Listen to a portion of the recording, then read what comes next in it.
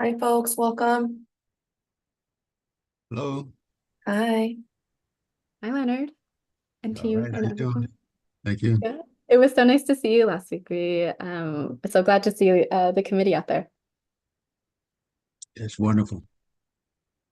I hope you've got, well, I don't know, it's been really hot, so I totally understand if you don't, if you haven't done any lawn care, but I hope you're enjoying your new electric lawnmower. Well, I tell you, today was the first day that I put it together, and I'm charging the battery now, so I'll probably uh, get to use the lawnmower tomorrow. It looks fantastic. Oh, good. I'm more than happy with it. Yeah, Awesome. looks You good. chose the one of, I feel like some of the hottest days. I don't know about you in Fresno. It's these next couple of days are some of the hottest days that we have kind of in the next couple, the next like week forecast. Yeah, I'll have to check the schedule and see how long the heat wave's gonna last and things like that, and Mhm. how long my lawn can last without being cut. So I don't know.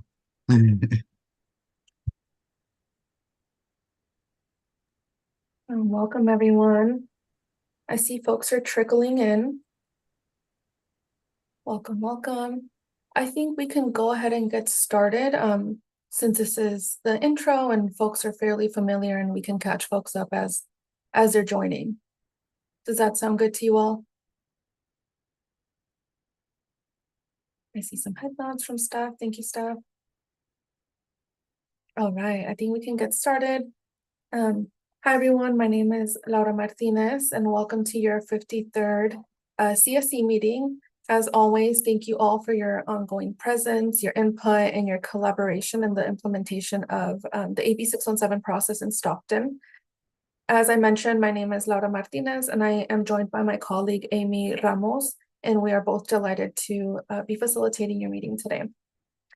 Today's agenda mostly focuses on providing an opportunity for an air monitoring update, as well as engaging in a SERP incentives budget discussion. So the majority of the meeting will focus on those two agenda items. But before we get started, let's go through some meeting logistics. I know this is fairly familiar to many of you, but it's always helpful to have a refresher. And to our ASL interpreters, if you need me to slow down, let me know. I sometimes tend to talk a little fast, so please let me know. All right, I can go ahead and share my screen and we can go through our housekeeping. Can you all see my screen okay? Yes, thank you. Rocio, I see a head nod. So before we get started, please go ahead and mute yourself and make sure your full name and organization are shown as your screen name.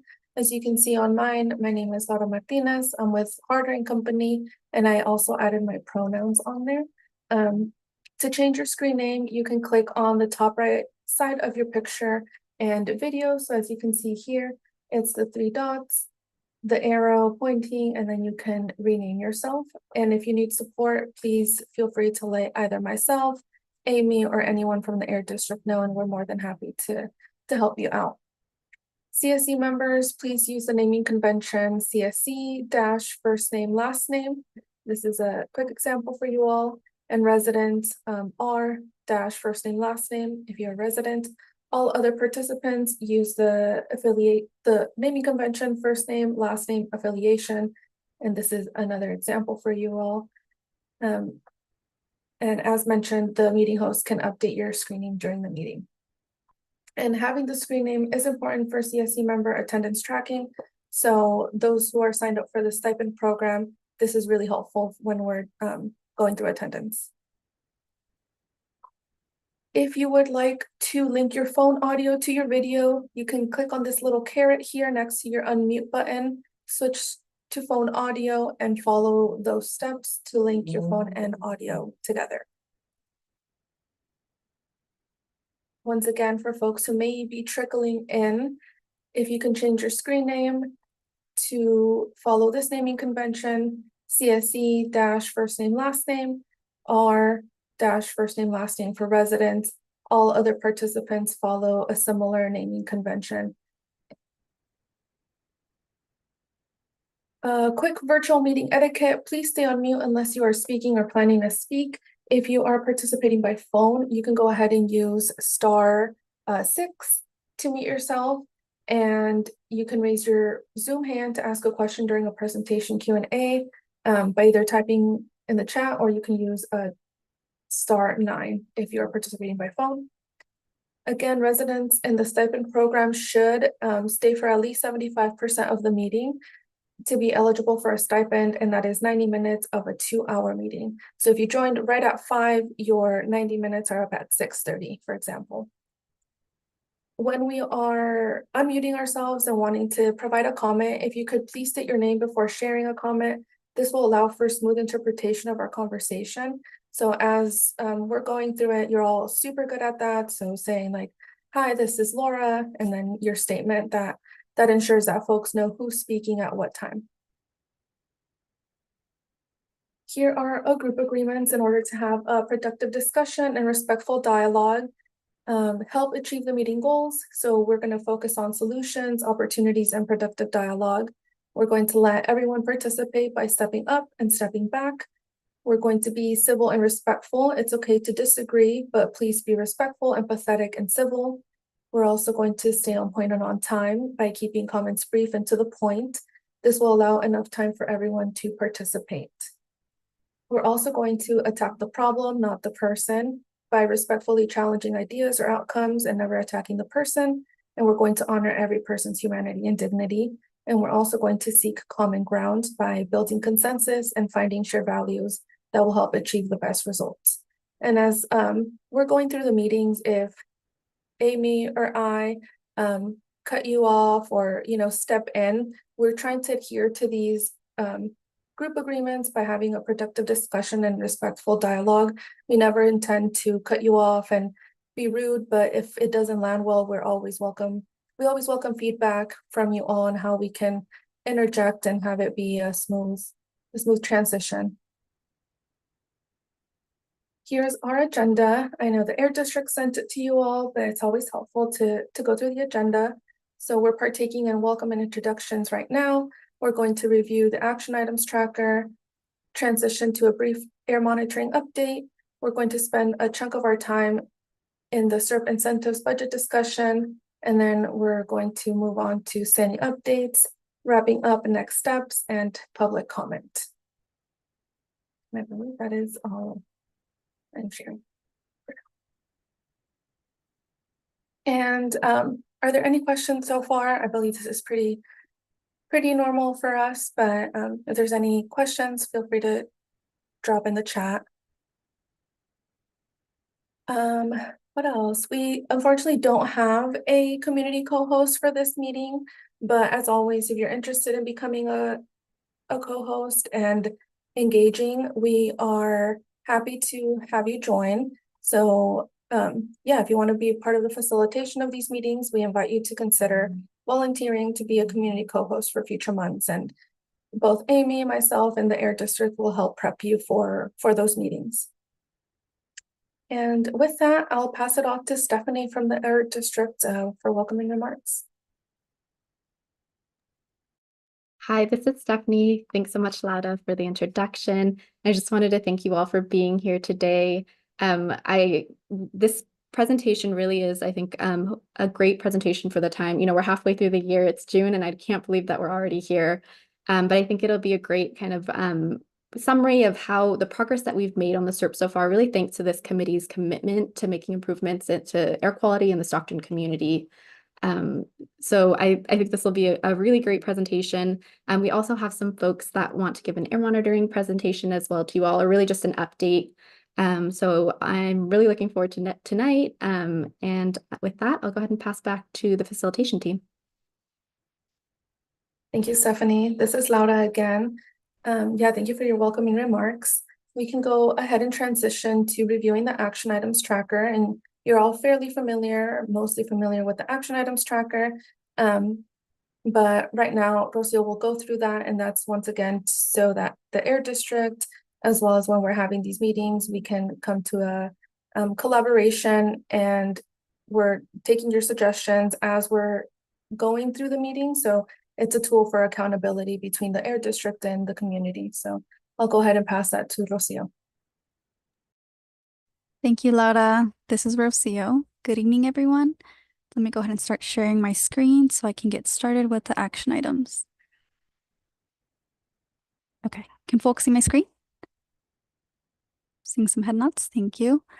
Okay, so for today, we have some action items on the completed section and the ongoing. So I'll go ahead and start with the completed action items.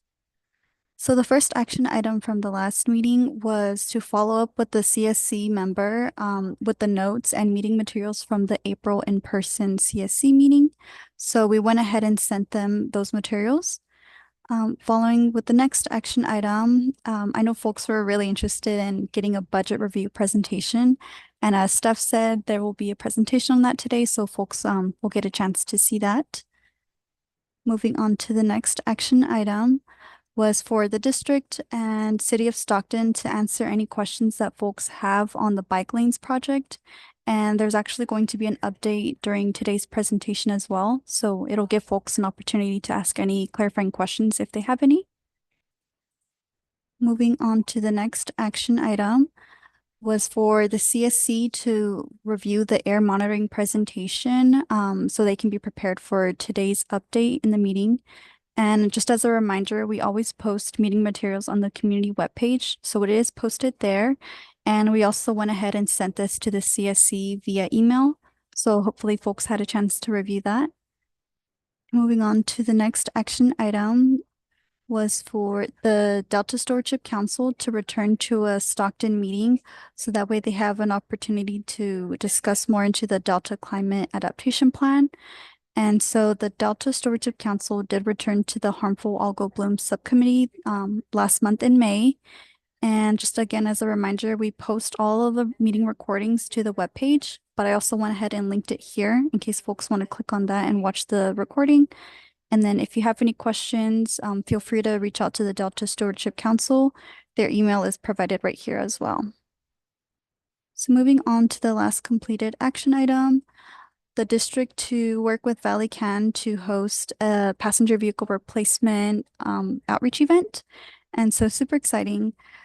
Earlier this week, Valley Can actually hosted a vehicle replacement workshop at Mountain Mike's. And so we went ahead and shared this information with the CSC via email. And I know there's going to be an update on this on today's presentation. Okay, so going back to the top, and we can continue to the ongoing action items. So the first ongoing action item was for the district to provide an update on emissions from the 2021 SERP. And so the district annually updates the emissions inventory for Stockton community, and it's available here at this link. Again, it's also posted on the community webpage, but just to make it easier, there's a link right here if folks want to click on that.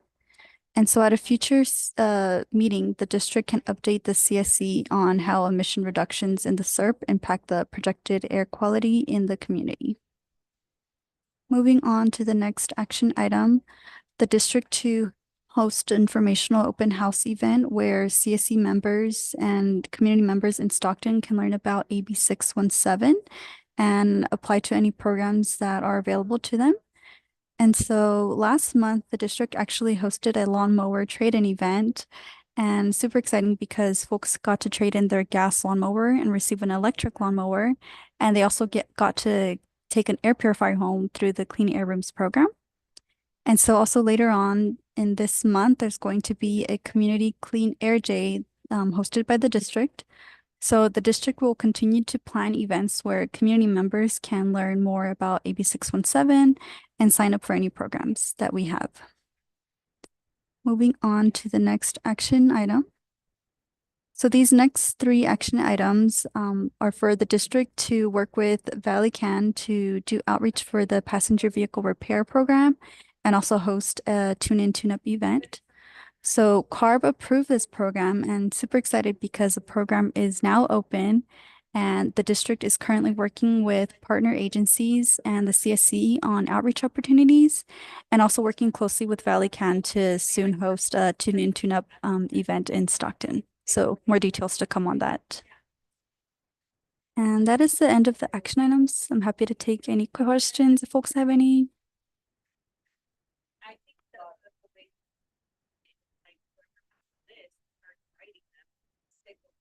Don't see any hands raised or anything in the chat.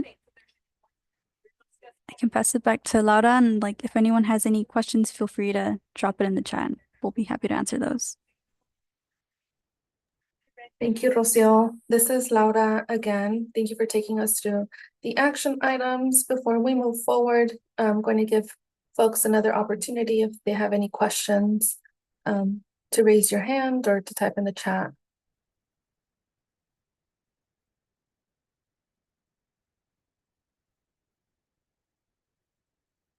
All right. I don't see any hands and I don't see anything in the chat. So I think we can go ahead and move forward with our agenda. But as Rocio mentioned, if you have anything, please feel free to either message us or type in the chat as we go through. So moving along in the agenda, we're going to transition into Stockton's quarterly air monitoring updates. As you all know, the Air District is committed to presenting air quality results at least once a quarter. And the Air District continuously monitors the air from multiple sites across the boundary. And today, the Air District will have a brief update on all the data that's been collected thus far. As you can imagine, there are multiple ways to present the data. And if you all have any suggestions or any questions, recommendations on how to present the data in future meetings, our team will ensure that your questions, recommendations get addressed in the August meeting where we can have a more in-depth presentation. So this presentation serves as an overview, and we are happy to take questions for you all and also answer those questions in a future meeting in August. Brad Dawson from the Air District will be presenting, but before we pass it to Brad, Stephanie, is there anything else you would like to add around this agenda item?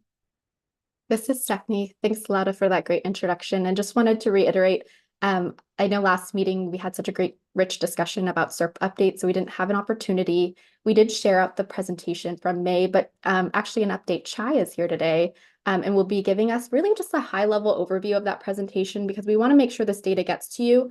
But like Laura said, if you all have any in-depth questions, we really want to get to this budget update that I know is a huge priority to folks. And so we'll take your questions and prep a really great presentation in August if that's of interest to folks. We also have today, though, Robert Gillis, who's actually going to kick us off. He's from our air quality team. And so Robert is actually here today to give us a quick update because I think folks might be aware we did have a wildfire that impacted San Joaquin County. And I think he has just some quick updates just because they're timely and we just want to make sure that as we have the opportunity to connect with you all that we're giving you updates on this type of information. And so with that, I'm going to pass to Robert first and then Chai. Yeah, hello, everyone. I'm Robert. I'm with the Air District, as Stephanie mentioned. Just here tonight to give a real quick update on the status of the Corral fire that was happening in western San Joaquin County. Mostly just because that's very timely. It's a current event, or actually kind of ending now. So this is a bit unrelated from the air monitoring update that Chai will cover, but just wanted to provide that. So that was a fire that started on the 1st of June. It's a grasses type of fuel. So the fire was in dry grasses. It burned very quickly, but it did burn a large area, about 14,000 acres, a little larger than 14,000 acres. From what we can see right now, there doesn't appear to be continued smoke production, and it looks like the fire crews have that contained. During the few days that it did burn, most of the smoke was pushed toward the south. There were some air monitoring impacts in more nearby air monitors, but definitely it's expected that people that were more nearby and others would have smelled smoke or been impacted by that smoke. And some of the smoke that transported farther south had impacts as well. But looking at the community monitoring data, we really see not too much unusual PM 2.5 during that time. So most of the air quality concentrations in that time were in the moderate air quality range, which is still a little bit elevated, but we didn't see a lot of severe impacts or really any notable severe patterns on the air quality data during that time. So that's just kind of a quick update on the real recent fire. I think overall, it's about the start of the the fire season for the year, the higher temperatures really kick that off. So throughout the rest of the summer, as the temperatures get hotter and hotter, these types of grass fires have potential to continue to ignite throughout the valley. And then later in the year, usually in the end of summer, there's monsoonal weather that can happen that can cause lightning strikes and fires in the mountainous areas as well. So that's just a little bit of like a 2024 wildfire outlook for us, but definitely getting started this early in the year with the higher temperatures. That's just something to be aware of, that the fire, they're starting now, and of course the potential still remains. Dry conditions and hot temperatures, the fire risk will continue through the summer. So I think that pretty much covers details about that. Thank you.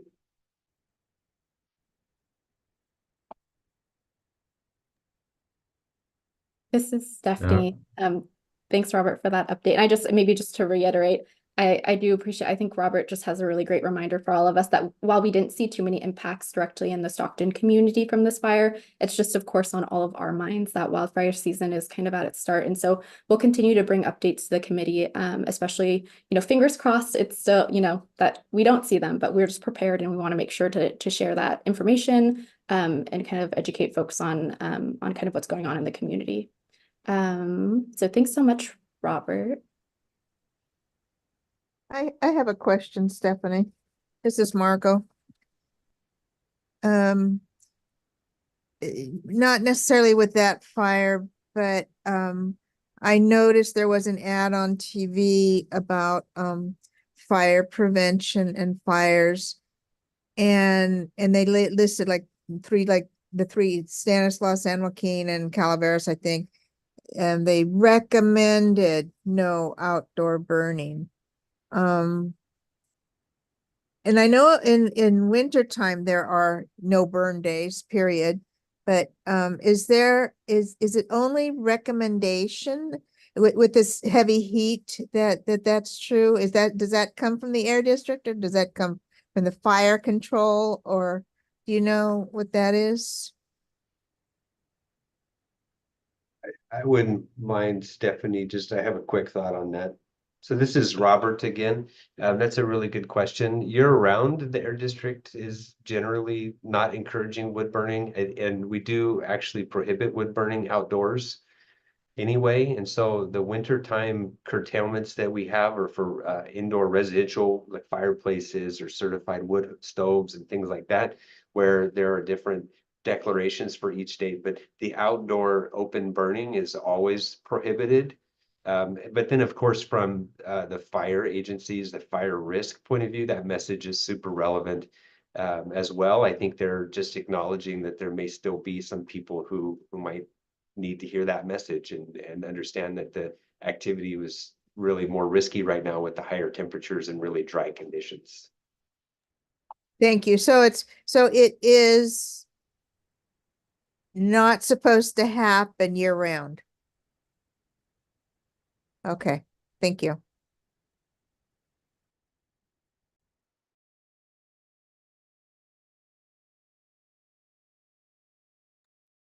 Thank you, Margot. This is Laura. Thank you for that question.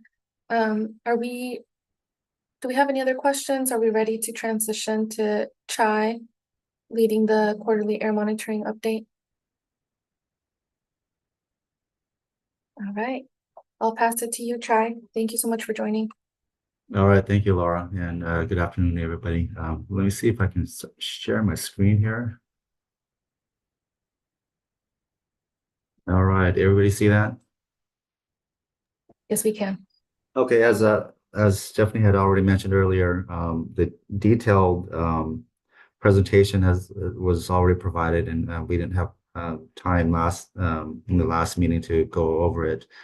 So again, this is going to be a very, very high overview of broad overview of that presentation, and any further details that you'd like to know, we'll go deeper into our next presentation for it. So starting off, just some of these are the key takeaways if you haven't had a chance to take a look at the other presentation. And again, that's posted on the website as well, if you like to go through it and have not gone through it. But these are the key takeaways from our findings in the air monitoring. So basically across all the community sites, for most of the days, we're seeing that PM 2.5 concentrations or are in the good or moderate AQI or air quality index categories. And only a very few days are in the unhealthy for sensitive group categories. And I'll show that in a little bit here with the charts. In addition to that, we've seen that a few of the occasional elevated PM 2.5 concentrations that we're seeing, especially during the wintertime, are again contributed by the stagnant weather. And these are, as you've seen throughout the years, that this is to be expected during that time period, that we do see these higher levels of PM 2.5 because of those the weather conditions like that. In addition to that, we also sample air and looking at the volatile organic compounds. All the results of those that what we've seen are actually have been remaining below health thresholds, and they are actually well below the health thresholds. So that's good.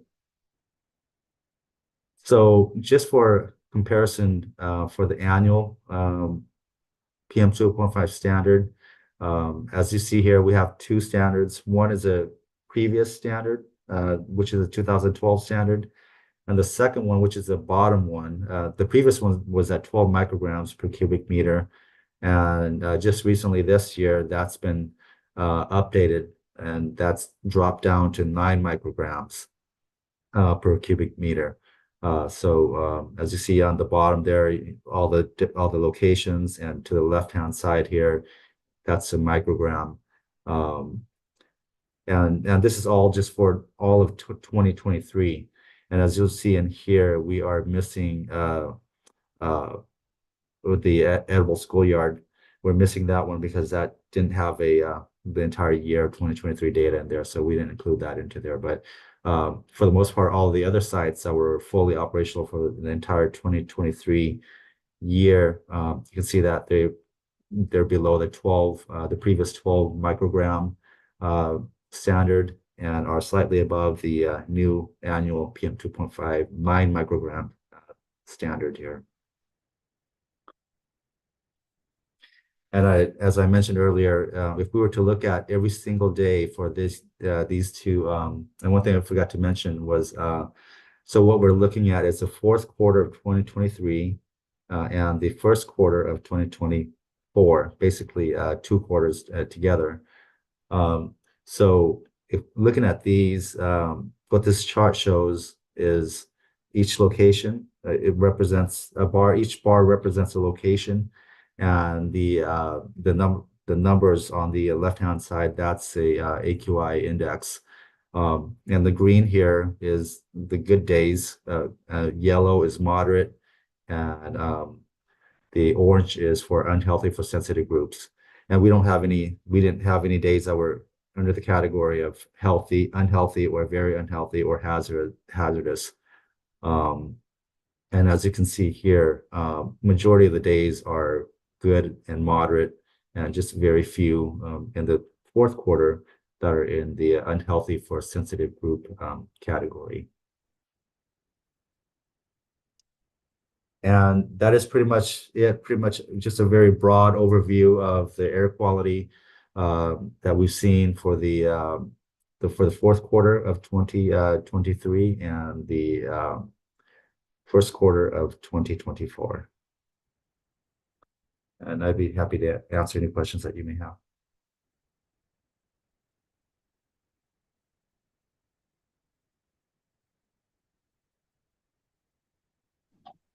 Hi, Cynthia here. I have a question. Would Valley Air District be able to do the same kind of graph you all did for quarter 4 of 2023 for fourth quarter of 2022? I'm just interested in being able to compare last year's and the year before that, if that makes sense. Is that something that Valley Air District could do and share out via email to this group? Yeah, actually, So that is in the presentation that's already posted on our website. That was in the more detailed presentation that we didn't get a chance to go over. If you go to that one, we do have one that compares the quarterly average for all of the sites. And what we look at is we compare the quarter four of 2022 with the quarter four of 2023, and we compare quarter one of 2023 with quarter one of 2024 in there. So you can see them side by side. Perfect. Okay, I'll give a look at that. Yeah, just interested in looking at that Yeah. since the weather conditions of quarter four are very different than quarter one. So wanting to make sure I see that. Thank you for pointing me in that direction. Yeah, no problem. is- Yeah, and it's this one here, so whenever you get a chance, you can take a look at it. This is Margot. Can you actually pull it up so we can all see it? Or is it too hard to Oh. find right now? Well, actually, are you guys seeing it right now? It's PM25 quarterly average comparison. Yes, Maybe my screen is Yeah, not we can showing. see it. Okay. Yeah, so for example, you see here in the blue, let's say, for example, like that Little Manila, right? The one in the blue here, the solid is the quarter four. So all the blues are the quarter fours and all the greens are the quarter ones. So the solid is for quarter four 2023, and the striped here is quarter four of 2022. And as you can see here, like at Cal Water, it's low, slightly lower. At the Hagen Museum, San Joaquin Fairgrounds, a little bit lower than the prior year. And very similar for the quarter one. Actually, for quarter one, majority are lower for 2024 than in 2023.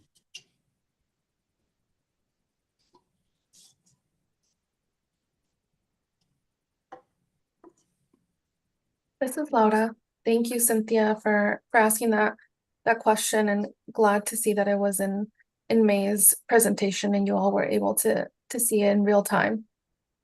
Is there any other comments or questions you all have for Chai in the Air District? Oh, I see something in the chat from Stacy. She asked, how and why was the standard lowered? Yeah, that's a bigger question, and that has, I think there's some constant review over that, and it's a much bigger, much bigger question going on behind the scenes on that one that I'm not as familiar with. But as with all our standards, they go under review and go under change as the same way as they are established as well on those. This is Robert. I wouldn't mind adding to what Chai said. He's correct. The standards are also set by the United States Environmental Protection Agency. So that's the EPA. They have a legal mandate to review the standards every few years, 5 years, I think, something like that. So it's not the Air District. This is the nationwide standard, and they do that based on health science and other scientific review.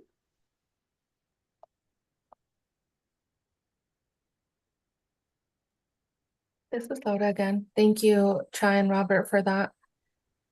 I see that Stacy mentioned that she would love more info on it if possible. And I'm wondering, Chai and Robert, if there's any resources you all can pull up in real time. I know you mentioned that it's the EPA, I believe. This is Stephanie. We can follow up, Stacy, for sure, with more information on that. Perfect. Thank you, Stephanie. I do see that, Jeff, you have your hand raised. Hi, Chai. I was wondering if you could show that last slide again, not the one the last slide in your presentation. Oh, I okay. couldn't see the top of it because there was a bar there. Oh, was it showing a bar? Okay, how about this? Are you talking about this one here, the AQI index? Let me see. Show it again. Will you share your screen Can you share again? your screen? Oh, sorry about that. I forgot that No I had worries. already taken it off. Yeah, you All left right. your bar up there. Yeah, if you could take that bar off, because we can't. Oh, it's showing this bar, huh? I did not know that. I thought that was just me seeing it. Okay. Oh, okay, perfect. Yeah, I just wanted to be able to see kind of the top where the unhealthy level was. Yeah, I mean, we didn't go all the way high. We didn't go higher than the 90 here because we didn't have any that was unhealthy days. So we just maxed it at this 90 mark. No, there. great. No, appreciate it. We just Yeah. couldn't see it with that other bar showing. So thank you. I can see it now. That's all I had, Laura. Thank you so much. I think Debbie, is that a question? Okay, Debbie. I think it's very strange that in Q1, all of the locations except for the Hagen stop at 90. Oh yeah, let me I can explain that one further. As you see that some of these they all don't meet right up at 90, and that's because there were certain days that the instrumentation we had some issues with it, electrical issues or some other reasons onto it, especially with Hagen Museum on that. So that's just a reflection of the days that that the unit was not operational. Yeah, Hagen is lower. What my concern is it doesn't look correct. And I'll tell you, this is why. It's because all of them are exactly at 90, except for the Hagen. Oh yeah, let me explain a little bit more to this. That just, well, let me go ahead and finish. Okay, good. That just looks like maybe we're covering up, like we were a little bit above on one day and a little bit of, and maybe we did have some unhealthy points, and maybe we should be showing that. That it's just my opinion, because when you go up to a line and it's consistent like that, it makes it look very strange. Yeah, so yeah, maybe I wasn't explaining it clearly enough on this. So this number from 0 to 90, that's not a concentration level. Those are the number of days. So it's a count of days. In other words, like the green, there's 38. It means that there's 38 days that are green. And there's 45 days that are yellow, which means there are 45 days that are moderate. So ideally, if all of these instrumentation were fully operational for those entire 90 days, then they would all be at 90. That would be the ideal. I got it. That makes sense. So it's not a concentration so level. The Hagen had a problem, like you were saying. Exactly. Okay, I get it now. That makes total sense now. Okay. Yeah, I got it. Thank you very much. No problem. Yeah, no, I know it can be a little bit misleading in here. And we should, maybe for next time, we'll make it much clearer on the left-hand side that these are maybe days. just label it days or something. Yeah, for yeah. like dinglings like me. Thank you. This is Laura again. Thank you, Debbie, for asking that question. I know if you had that question, many others may also have the same question. So appreciate you being vulnerable and asking that. And yeah, that recommendation is exactly what we were looking for future presentation. So appreciate it, Debbie. This is Stephanie. I just also wanted to echo that all of your questions and comments on how we're displaying the data just helps us to make sure that the data that we're showing you is something that is, it's community friendly. It's something that you all can, it makes sense upon glance. We don't want this to be super technical. So I just want to appreciate your comment, Debbie, and we'll totally take that into consideration kind of as we're displaying data for the next air monitoring presentation. Thank you. Yeah, thank you, Stephanie. This is Laura. Are there any other comments, questions that you all would like to ask before we transition to our next agenda item?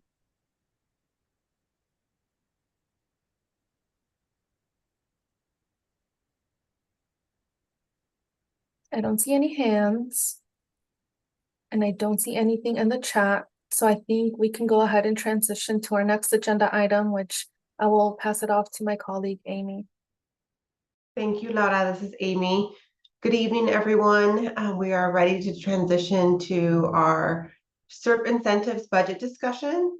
As you all may recall, at the last meeting, we had a very fruitful discussion with a lot of questions from everyone regarding some funding allocation, funding deadlines, project timelines, all regarding SERP implementation. So today we've allocated an hour to spend some time listening to the Air District provide us with some updates on SERP implementation and some of these project timelines and funding. We're hoping that during this presentation, you all can ask questions that you may have, questions for clarification, that you feel that you're well informed. If there's anything that's unclear, we do ask that you please ask questions. This really is an opportunity for you all to engage in the SERP updates. And as we go through each of the different incentive measures, we'll have an opportunity to pause to ensure that we wrap up the discussion about one measure before we transition onto the other measure. So with that said, I'm going to pass it to Stephanie from the Air District to kick us off. Thanks, Amy. This is Stephanie again. I'm going to be sharing my screen and sharing a presentation that kind of reviews and discusses where we are with the SERP in terms of a really high-level budget. That's what we heard from the last meeting, and it really is just our regular commitment to you all to about twice a year bring back these really high-level budget updates on SERP implementation. I'll just reflect that in my kind of putting together of this presentation. These are always really exciting for me because it's really great to see all the progress. I think sometimes in meetings we dig so deep into one measure. For me, this presentation was really exciting to see the big progress that's happening across, our whole SERP. So I hope you all feel that same way in this. But again, like Amy said, really happy to take any questions and comments that you all have, suggestions. There are quite a few slides and kind of like chunks of areas. So I'm going to stop at certain points for questions just to cover a few of the topics together. And then I'll pause and kind of take any questions.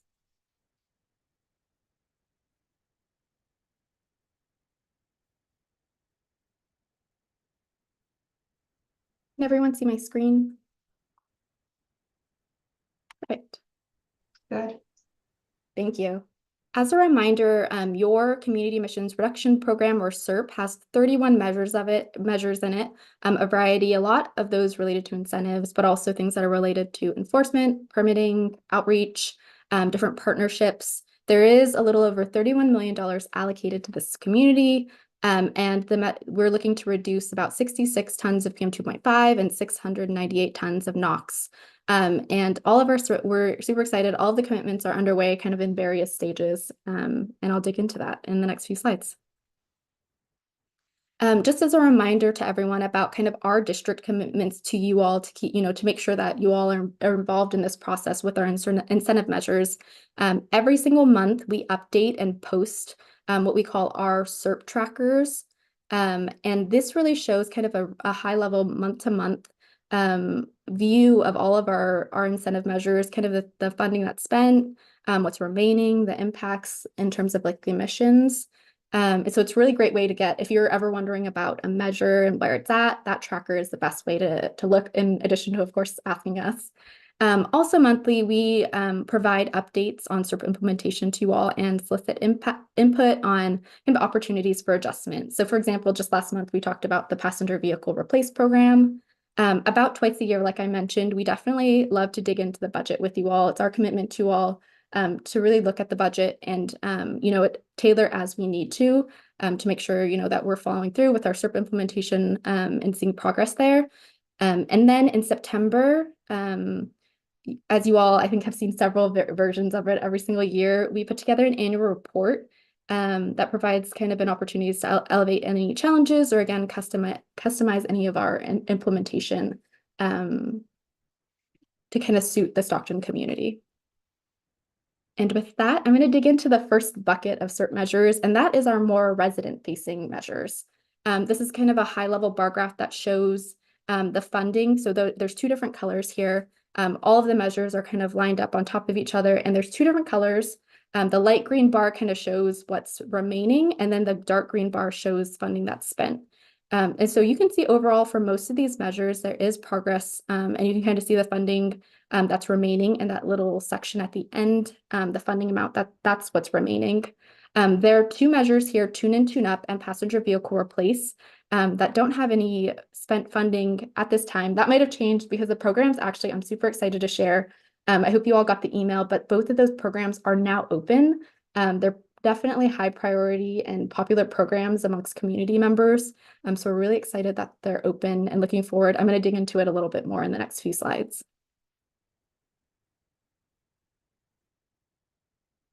So a few measures that I'm just going to provide updates on. We have our residential lawn and garden measure. And again, as a reminder, this is a measure to replace gas-powered mowers for up to $500 per unit. The CSC supported reallocating funds. And what that really allowed us to do is to put on a big event. And so we're really happy to report we actually held a lawnmower and air purifier distribution event on May 23rd in Stockton. And we dismantled and distributed 155 mowers at this event. It was a really, really great and exciting event. Lots of community members, and I think a lot of community members that really aren't super involved with AB617. And so we had the opportunity to really talk in depth with pretty much every single car that came through about all of our district programs, about AB617. And it was just a really exciting event. And so at this time after the event, we have about 50K remaining for about 100 units. Next steps for that measure is that we definitely want to continue outreach on the program for those remaining units. In terms of we also have our residential air filtration program, which again, we also call it our Clean Air Rooms program. This is for free in-home purifiers to residents in the Stockton AB617 boundary. There is $1 million allocated to it. And right now we have funding remaining for about 4,000 units. Again, at that event on May 23rd, we distributed 105 purifiers, which is an outrageously high amount. We're super excited. And so we, again, for next steps, are continuing outreach on this program, including signing up residents at other in-person events that we have. And Debbie, if you don't mind, I'm just going to show some pictures from the event, and then I'm happy to pass it to you. This was the lawnmower and air purifier distribution event. As you can see from the pictures, we had kind of a little drive-through of cars come through. We took out their old mower, their old dirtier mower to be dismantled, and then loaded them up with a new electric mower, as you can see in the second picture, and then also an air purifier if they qualified. That's what those 2 boxes that are sitting in the trunk. And we're really excited because we had some of our AB617 committee members come to the event. We had a few folks, and we were able to snap a picture with Everett. And so that's Rocio, myself, and Cass with Everett, and then also our executive director, Samir. I'm wondering, I know that there were a couple of folks that are on this call that were at the event, and no pressure, but if anyone wants to say a few words about their experience or just wants to share, I'm happy to open it up to anyone that wants to share. Yes, this is Leonard Seawood, and I attended the event, and I exchanged my gas-powered lawnmower for an electric-powered lawnmower. It looks good. I took it out the box today. Today's the first day I took it out. I put it together. It was easy, and I left it on the charger. I left the battery on the charger. So everything looks good so far, and I did notify a lot of my neighbors about the event. A lot of them made it, and a few of them asked me when were you going to do it again. So I told them I didn't know. I would ask at some point. I would ask somebody.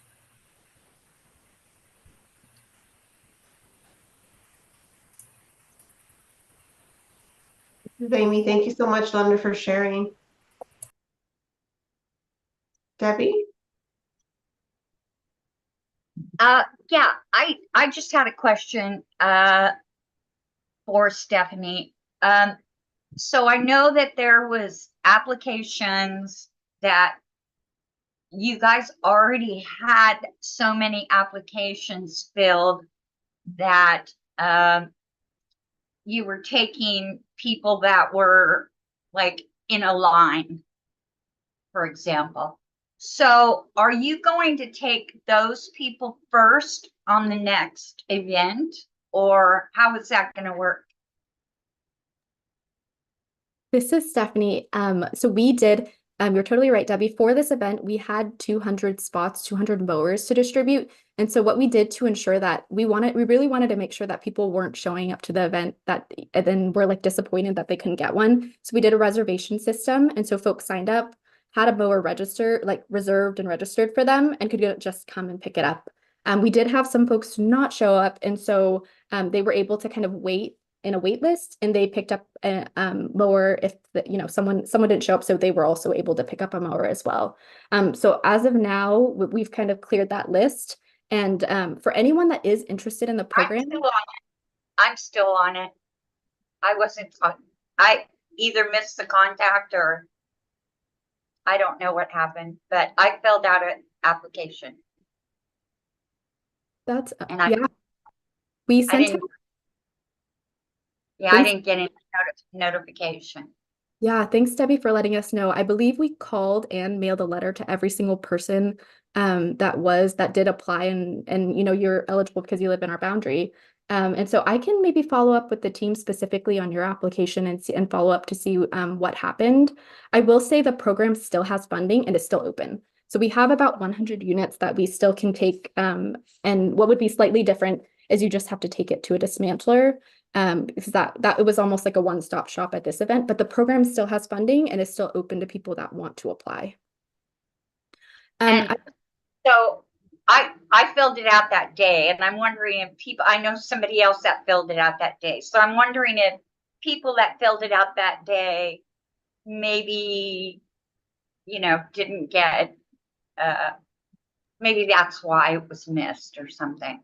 Gotcha. So Debbie, you filled out the registration form on the day. Yeah, I knew I was going to be on the wait list because I wasn't sure I could go to this. So yeah. I see. Yeah, it might have closed. We might have had all 200 folks registered already. And it might have closed, but I definitely want to follow up with our grants team about your application and kind of see how we can make sure that you are able to participate in the program. Maybe to Leonard's question also, I heard maybe a question of like, is this going to happen again? I will say, so right now we currently have funding for about 100 units, which isn't necessarily enough for an event. And so that that 100 is totally open for folks. But as of right now, we look to do about 200 for an event. It's a big production. It takes a lot of staff, a lot of time to put on. So it is a bit of a production. So as of right now, with the funding that's in the SERP, we're not planning on holding another event, but we certainly can follow up with anybody interested in still going through the program. This is Amy. So Stephanie, I'm wondering if we can make this an action item. It sounds like Debbie's application was in the queue and maybe not processed, and maybe we could see if there are other applications like Debbie's. I think that's what Debbie is hinting at. Yeah, that's what I'm saying.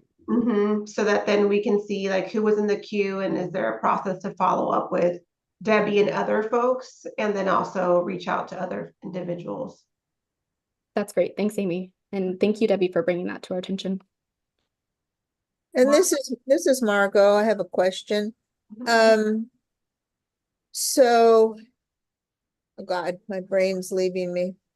So that was my hope with this budget overview, is that we would see if there are, and I know you're constantly looking, if there are places where there's money that truly is not being used, and we would look at maybe reallocating to this event. Food for thought. Thank you. This is Stephanie. This is exactly, I think, Margot, to your point, the point of this budget discussion for the CSC members to appraise where we're at. And so, yeah, if that's something that you all are suggesting and recommending, that we can definitely take that into account. And yeah, we'll take note of it. And I think that's a great idea. Thank you, Margot. Thank you, Stephanie. And I just wanted to bring your attention, folks, to some of the comments that are in the chat as well. Sounds like Regina's excited that the event was a success. So happy things went well. And my neighbors were also very receptive to the event. Kyle from CARB is commenting that these events are so cool. My great hope is that we as CARB folks can help other air districts to get some similar efforts off the ground. That's exciting, Kyle. And Nate is reporting on ESPA's behalf that The lawnmower trade event at the True Value Hardware drew 250 residents. And Espa is not able to attend tonight since she's at a ceremony. And it sounds like Debbie agrees with Margot as well. Any other questions before we go on to the next measure?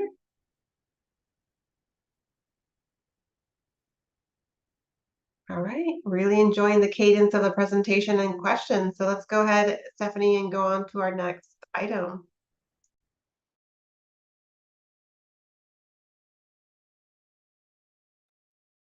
Awesome. So our next set of measures, Rocio kind of previewed it already, and I talked a little bit about it, but we're so excited that our tune-in, tune-up, and passenger vehicle replacement measures, we also call tune-in, tune-up our passenger vehicle repair program. So both of these programs are open.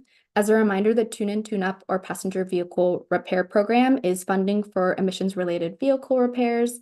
And then our passenger vehicle replacement program is the program that allows for the replacement of older passenger vehicles with a plug-in hybrid or electric vehicle. Both of these programs are now open. With our tune-in, tune-up program, I believe most folks are familiar. They've been to a few of our meetings now, but we work with an organization called Valley Cleaner Now, or Valley Can, who administers the program. And so we're working with Valley Can, of course, to, at outreach events, we definitely discuss this is a program that we share widely. But then, of course, we're also planning an AB617 event for the Stockton boundary. With the passenger vehicle replacement program, the CSC voted in the last meeting to reallocate $2 million to support the measure. And so now we're up to $2.8 million for this measure. And I hope you all got the email, but Valley Can is, we were under contract with them and they're just off and running because they already held a weeknight applicant workshop. And again, as a reminder, this is an event where Valley Can goes and sets up kind of at a local restaurant and just helps. They bring their printers, they bring their laptops, and they just sit with folks and help them apply for the program, help answer questions. And so on Monday, they were actually at Mountain Mike's for this for this weeknight applicant workshop. I have some pictures in the next slide. But again, with this for next steps, we'll continue outreach, of course, with this program, share this program with your neighbors, your friends, family. And then Valley Can is, in their cycle of events, going to plan like a future event too until the funding is depleted. So with that, just have a few pictures here. And so this is the flyer that we sent out and that Valley Can also distributed amongst community members for this event at Mountain Mike's. This is a picture of the event. As you can see, it is packed. It was a full house. There were 120 people that attended this event, this weeknight event. And we had, I think, a couple dozen people either start their application or complete their application at this event. So they're super helpful and very, I think, a great community-centered way to do this kind of program, just sitting face-to-face with folks and just helping them through the program. So really grateful for Valley Can's work and excited for these events that are happening. I'm happy, actually, I'm going to pause here to see if there's any other questions, maybe more about our more resident centered programs.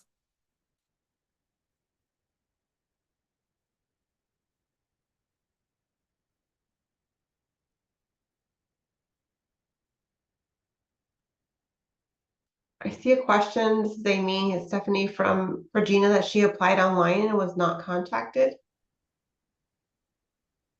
Regina, this is Stephanie. Can you clarify applied for the program or emailed like Valley Can about this event?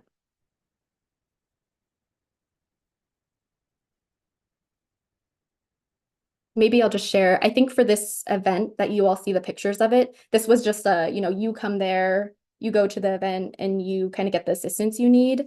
And then the program, I do think there is some processing time that needs to happen. So if you applied pretty recently, you may still be in the queue to be contacted. But again, I think that's something that I'm happy to take some notes and just I have two things to follow up with her. And I know maybe as a quick introduction to everyone, today she's a new face to you all, but Sarah Hassan is here with our grants program. And I know Sarah's also taking notes. So I have two things to follow up on with our grants team.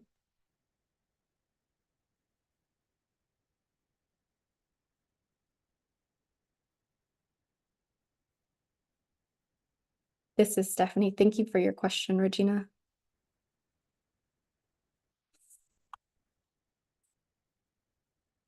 I'm going to move us along to our more community and school related SERP measures and how they're doing. Some of these include, for example, commercial lawn and garden. I think as the CSC might recall, you all voted to reallocate funds to support Stockton Unified. And so we've actually used up all of our funding for that commercial lawn and garden measure, which is really exciting. We also have, I know the bike lane infrastructure project is something that we've been discussing kind of for a few meetings now, and I'll bring an update on that at the end of the meeting. A few of these other ones, we do have some updates on our urban greening and vegetative barriers proposals. And then as you can see, our school bus replacement, we have made some really great progress there. But as you can see, we still have a little bit of funding left in there. So we're still, there's still definitely progress kind of in these, this bucket of measures as well. So I'm gonna dig in here. So for our vegetative barriers and urban greening measures, as a reminder, there's 1 million allocated for each of these measures. So 1 million for vegetative barriers and 1 million for urban greening. And kind of where we're at with this, it has been, I know that there are lots of folks that are in our tree subcommittee. So it has been just a really great process and a very, one that has taken a little bit of time, but we appreciate members being so involved with this process and then also working with Little Manila Rising. And so there has been a process in which we reviewed a request for proposal. We had a request for proposal that went out. And what that is that basically we are looking for and kind of seeking an entity to administer this program, both of these measures. And so we did receive a proposal, but there were some things that we weren't able to fund in that original proposal. And so Little Manila went back and kind of worked on updating the proposal. And so we did actually just receive updated proposals from Little Manila Rising, which we're really excited for. And our team is currently reviewing them. So next steps for both of those measures is once our district team has an opportunity to review them, answer any questions that we might have, or ask any questions we may have of Little Manila Rising with the proposals, we will work with Little Manila Rising to schedule a tree subcommittee meeting where we sit down with the tree subcommittee and we review the proposals together that we received. And then we have here also our bike path infrastructure measure. And we have in your SERP 500,000 allocated to that measure. Where we're at with this is working with the city of Stockton and the CSC to review those proposals. And I know that we had some discussion about it in the last meeting and some questions. And so later today at the end of the presentation, I'll provide some updates for you all and we'll continue discussing that measure. Okay, I'm going to stop here and see if there's any questions about our more community or school related measures. And I'm going to back up one slide so folks can kind of see the array of the different measures in this category.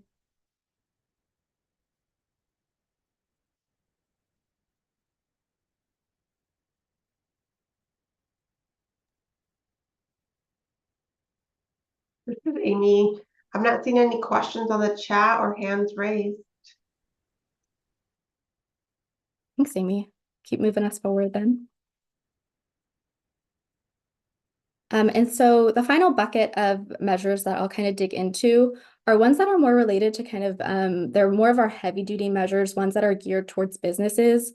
So some of those in there are our truck idling plug-in program, heavy duty charging infrastructure, which we did, we had a project that we funded at a local refuse company. And so that funding has been used and is out in the community. We also have diesel switcher locomotives and heavy duty truck replacement.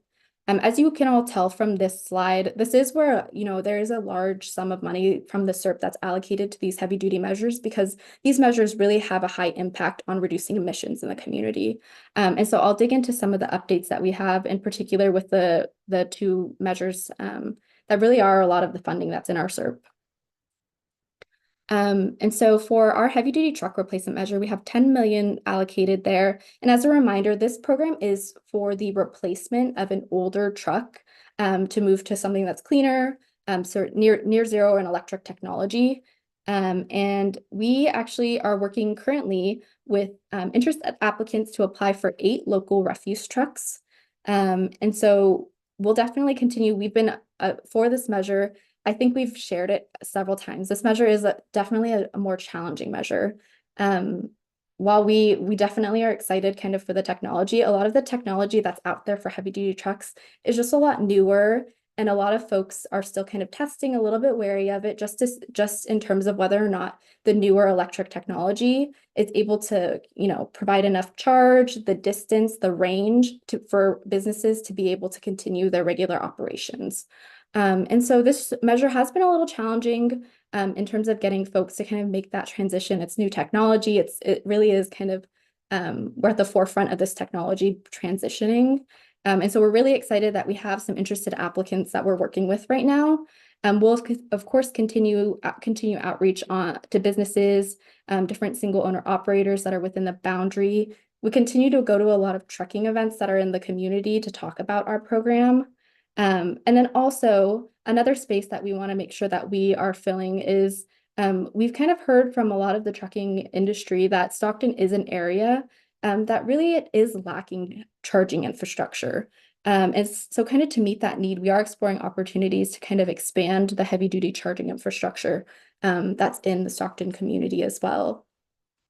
Another measure that we have is our diesel switcher locomotives, and there's $6.8 million allocated to this. An update that we have for you all, just to maybe set the scene of where we were kind of where we have been, is we have been working with CCT down at the port, Central California Traction, I believe is the acronym, to test out. They've been testing out technology that could potentially, they were looking to switch out their existing equipment to kind of newer, cleaner technology. Since the SERP was adopted, there have been changes in how locomotives are funded by the state because of changes in regulation. And so kind of pretty recently, there has been kind of a new regulation that went into effect that changed the amount of funding that the state can really give. And what that means is, while locomotive companies could be interested in making that transition, the amount of incentive that they're getting to make that transition with this new regulation was just decreasing a lot. So, the incentive just isn't as large. And so with that happening, we do still want this measure to be successful. And so what we're doing now, or what we have done, is we're actually seeking federal grant opportunities to still allow for kind of maximum funding to replace locomotives. And we're looking for, we did apply for a grant pretty recently. We're hoping to hear back in the next few months here. And we're hoping that maybe there are opportunities to partner and collaborate with both of these funding sources, the federal funds, and then also our 617 funds, to ensure that these locomotives are still replaced. So I know I just said a lot. I'm happy. I'm going to pause right there. Sorry, I see Debbie nodding. I'm going to pause right there, let people process, ask questions.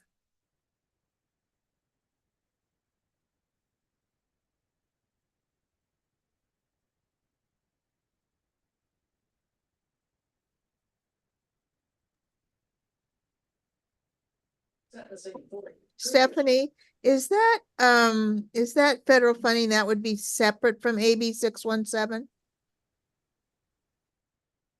This is Stephanie. Margot, that's exactly correct. So our 617 funding, that's a separate pot of funding that comes from the state, and similar to kind of other state guidelines, this state funding is really kind of restricted, and the amount of funding that someone could receive through the state funding has just decreased due to the state regulation that came into place. The federal funding that we're seeking has different, stipulations, and has a little more flexibility in the amount of funding that can be given. And so we're really seeking this to make sure that it can happen still. But still, when as we hear back about this federal grant opportunity that we applied to, we're still, we will still want to explore opportunities to still kind of potentially leverage both funds to make the transition still happen.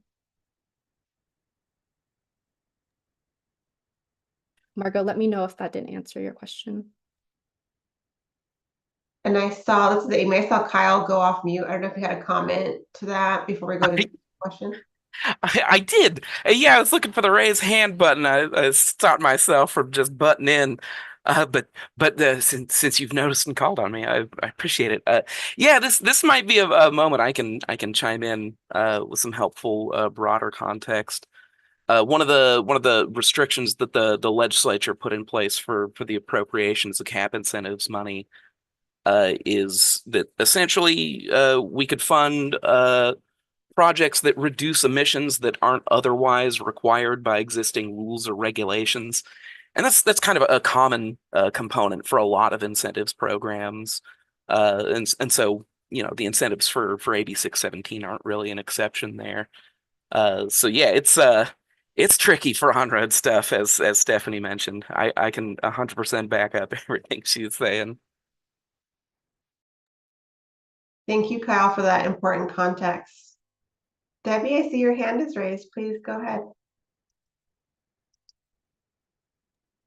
Yes, I was just wondering if we have money left over, like, let's say no one takes advantage of the diesel or the diesel replacement electric large truck program. I know you said 8 people have applied, so it sounds like it's going to be successful, but let's say that for some reason there's money left over.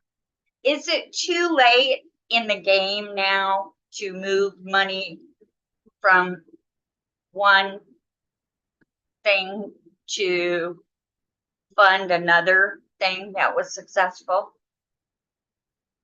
That's my question.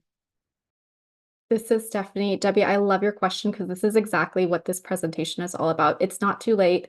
We want to make sure that we're bringing these updates to you all regularly so that we as a district and a committee can work together when we see measures again that are, that we're not seeing the need or desire. Like, for example, school air filtration. We were told by Stockton Unified that they didn't plan to use the funds, and that's when we came back to the committee. We've done it several times of reallocating that funding, and we want to do the same exact thing for all of the funding that's in the SERP. If we see, we're still seeing progress with these 2 measures, like I mentioned, we're still excited about the direction that they're going. But again, Debbie, exactly to your point, it's not too late. There's plenty of measures. These are measures that do take a little bit more time. They're big pieces of equipment. They take, time to contract. They take time to buy. I don't think we've gotten to a point where the funding can't be spent. But of course, once we get, if we get to that point, we're not seeing where these funds getting used, we definitely will come back to the committee and talk about where else can we support the SERP, where we're seeing a lot of success. Thanks for your question, Debbie. Taylor, please go ahead. Yeah, thank you. Taylor Williams. Kyle, you said something that caught my ear. I'm curious. Is this, I have 2 questions. One, is this a federal earmark that you're describing, like from the legislature, or is this a grant application that you've submitted, that the air district has submitted? Oh, no, my fault. I'm so deep down the rabbit hole of community air protection incentives, I oftentimes use a lot of jargon and shorthand terms. No, I'm referring to the overall appropriation of incentives funding to support AB 617.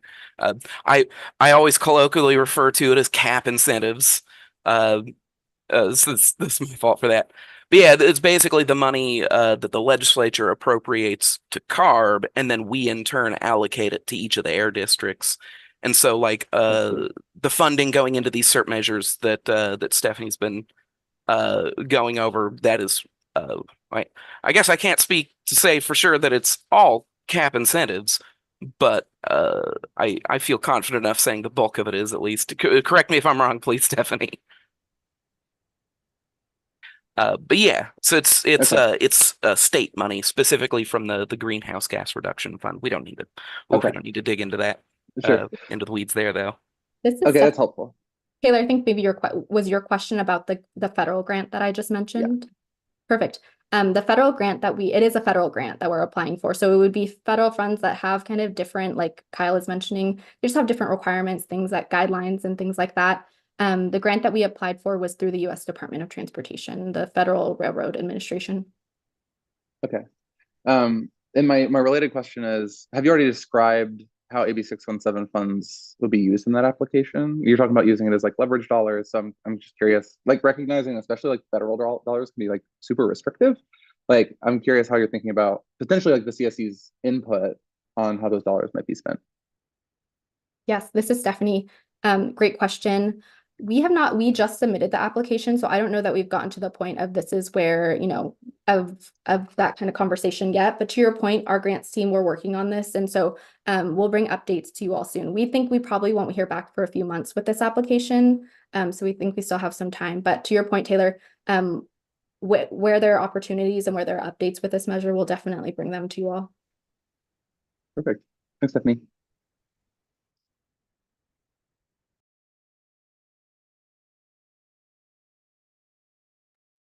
This is Amy. I am scanning the room and looking at the chat and our live feed. I'm not seeing any other questions, Stephanie. Thank you, Amy. This is Stephanie again. I have a slide that's going to wrap up the budget portion of this presentation. But again, I still have a few slides that are particularly about the bike path infrastructure project. But just in terms of kind of wrapping up and just thinking about the remainder of 2024. Again, I can't believe we're halfway through the year, but we want to make sure that we have a strong plan for kind of how we're achieving things in the SERP for the remainder of the year. So just to kind of sum up, we are making progress on all the SERP measures and, in various ways. And this really, the SERP really is a roadmap of how we're going to accomplish this. And so as you all saw, there's different buckets, some of it is through events, some of it is through, partnering with businesses, but we're continuing to make that progress. But of course, I think to Debbie's point and, a lot of folks' points, district will still continue to work with the CSC and all of our subcommittees on any necessary funding reallocations as we see that need arise. That's definitely one of our commitments. In the next couple of quarters or remainder of the year, quarter 3, quarter 4, the district is continuing to work on a lot of things, but really prioritizing some things, including hoping to move forward the urban greening and vegetative barriers projects. I just know that's such a high priority measure to folks, and that's still on our forefront and on our mind. And so our team is working diligently to kind of review those proposals and is looking forward to meeting as a tree subcommittee to review them. We want to work with the city of Stockton also to move forward the bike path infrastructure project, but of course talk to the committee. Again, the next few slides are going to be about that project. We also want to work with the Port of Stockton to find opportunities to leverage the truck reroute study findings that they're working on with our SERP funding. And then also, as you all saw, there's still a lot of funding in there, and it's such an important measure to reduce emissions in the community. But we're continuing outreach on the truck replacement measure to find interested applicants, as well as we'll continue to work with the CSC and Stockton partners to potentially identify heavy-duty charging infrastructure projects. If there's anyone kind of in the space, I know you all have great connections in the community. If you all know people that are working in the heavy-duty charging infrastructure space, different project partners, please send them our way. We definitely have heard from folks that there is that need in the community. And so, we want to work with you all to make these measures happen. And so with that, I'm going to pause again. This is kind of the end of our budget presentation. And I have about 4 or 5 slides that are about bike lanes, but happy to answer anything that you all just saw about the budget and kind of where we are with SERP implementation.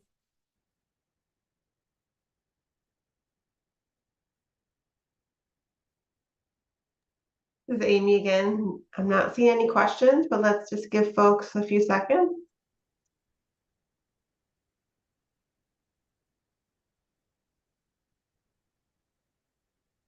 Alrighty, no questions as of now.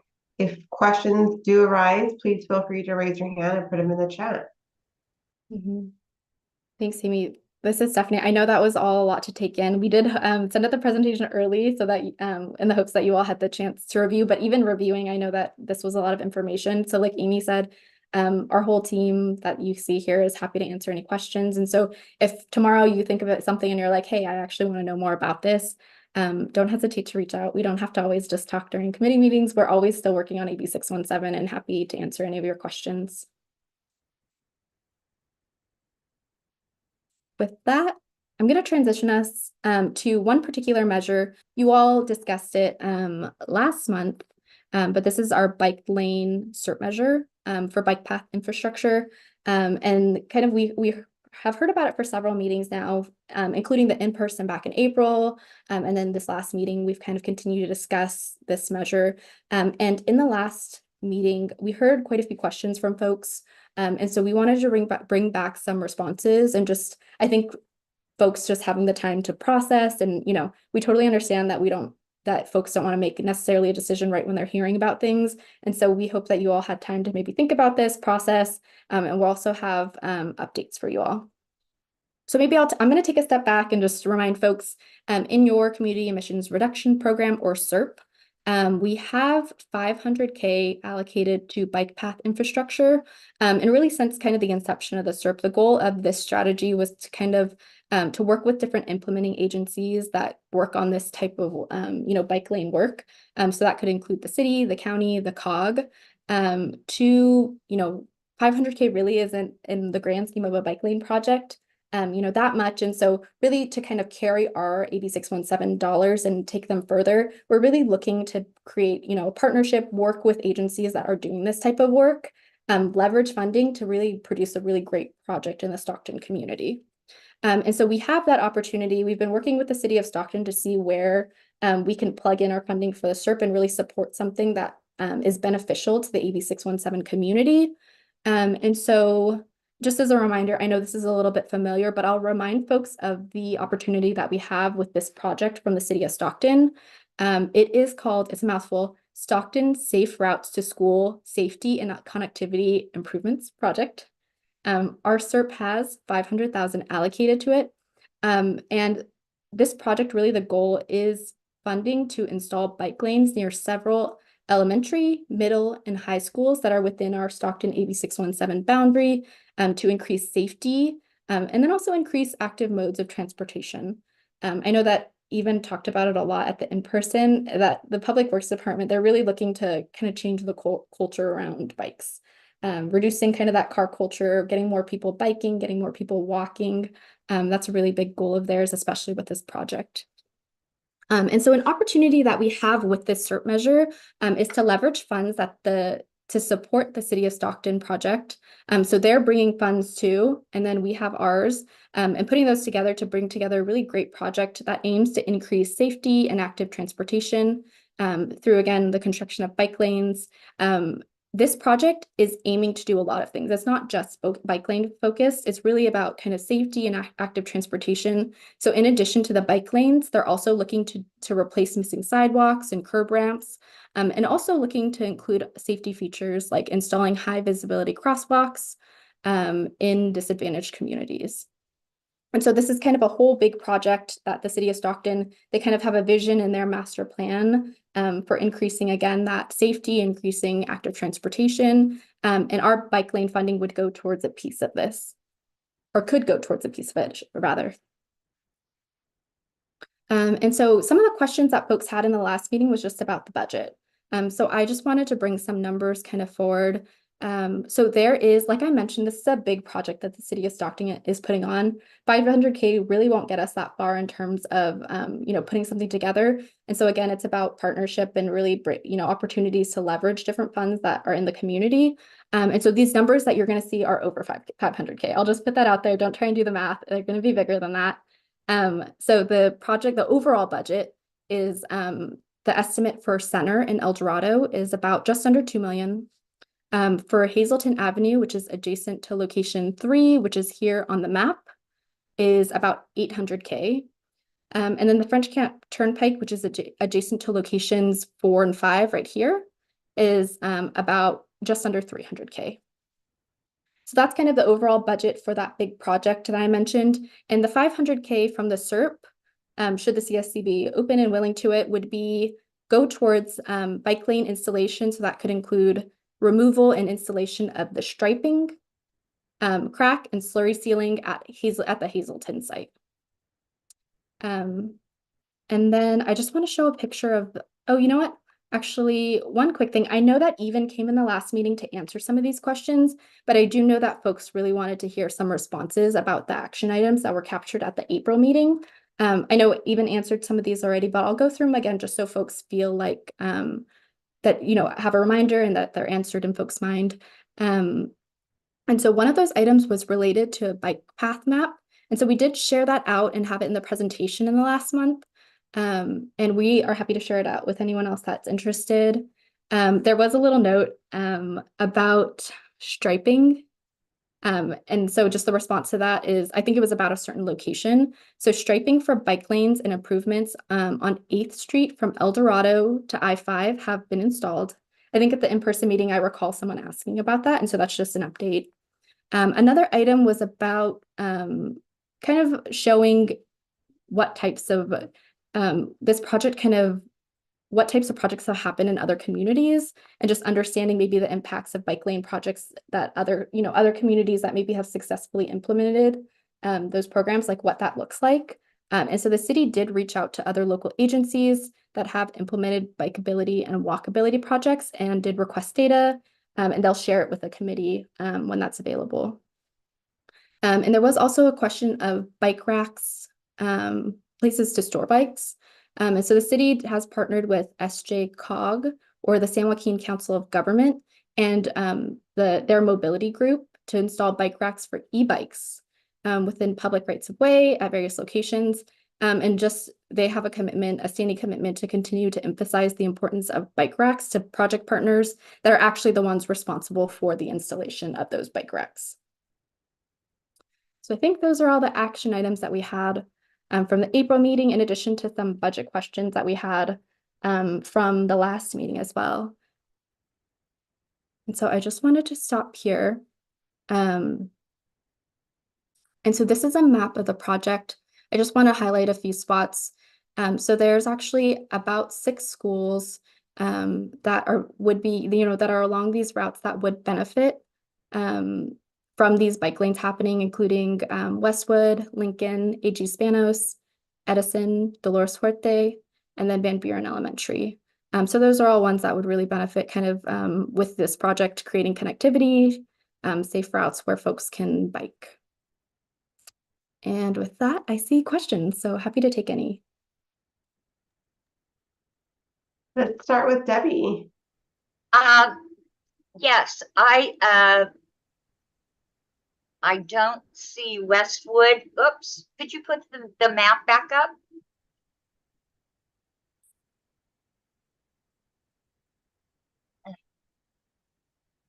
There we go. Westwood Elementary, Lincoln Elementary. I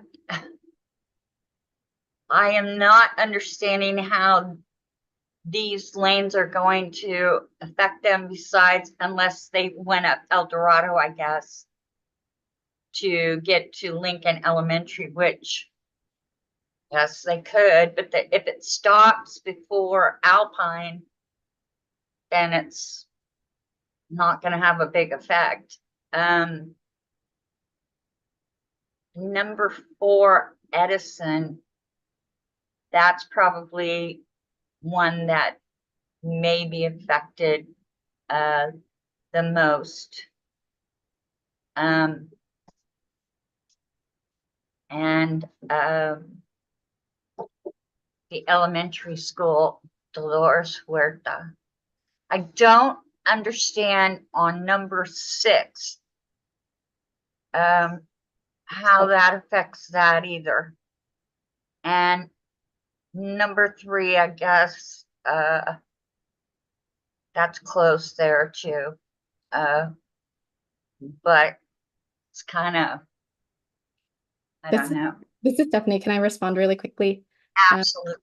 And I want to apologize. I'm still learning about this project, and unfortunately, the city of Stockton couldn't be here tonight. And I totally knew this and misspoke. 1 and 2, like I mentioned, this is a big project, and part of this project is happening actually north of the boundary, and that's the impacts so 1 and 2 are for that northern part of it. And so I apologize for misspeaking. Like you mentioned, Debbie, 3, 4, 5, and 6 are the ones that are in our boundary that are impacted by it. You have But it. even so, number 6, I guess is that 8th Street that's on it? Is that why I can't see because the little note here, but is this is right above where it says location 4 and 5, is that pink street that's there where it meets El Dorado? Is that 8th Street? So this is Stephanie. We have Center and we have Martin Luther King Charterway. Right. The one farther south. This one right here. Yeah, that one. What street is that? Because you can't read what street it is. Is that 8th Street? Or is that? I don't know what it would be, to be honest. I think it would be 8th. 8th, yes, I believe so. Okay. So it's gonna dead end into 8th Street then. Is that correct? That they're planning that it will stop at 8th Street, not go into it. Correct. And that's how this is Stephanie, that's how I'm reading that too. So the green right here down center, and there's kind of going out and bottoming out. I believe that's 8th, and then Right. out here as well. And something that I wish I had the answer for right at this moment is, I do know, and we can share this out, the city already has existing bike lanes in the community. And I know the big goal of this project is to connect with what's already existing and then to connect with what's in the future too. This isn't just kind of I think their big goal is to make sure that there's a lot of connectivity between everything. So I can't answer right at this moment, but I can follow up with the city. Is kind of, we have a map that shows the connectivity and what's already there and what they're kind of planning. We did share, I believe, in the last meeting, but we can always follow up with that. That would just be good if we're gonna vote on it again, or if we're gonna take some action on it again. I think that's something that's important. And if we're involving ourselves above